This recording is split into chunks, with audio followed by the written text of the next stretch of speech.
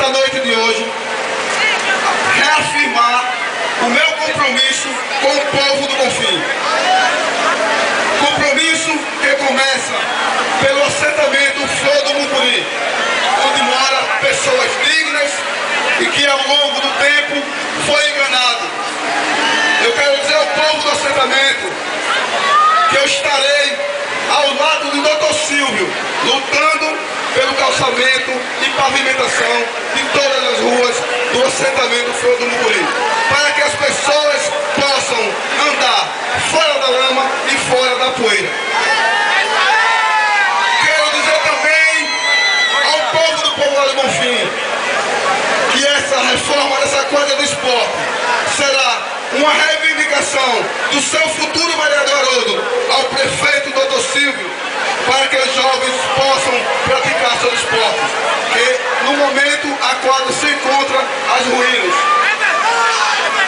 Quero também dizer ao povo do povoado Bonfim que a reforma do centro comunitário será mais uma reivindicação do seu futuro vereador Haroldo, para que o Dr. Silvio possa recuperar aquele centro comunitário que se encontra às quedas ali, abandonado. Quero dizer aos moradores da Baiuca, quero dizer às minhas amigas e meus amigos da Baiuca, que aquele calçamento, aquela praça que vocês tanto esperam, tanto sonham, será outra reivindicação do seu amigo Haroldo.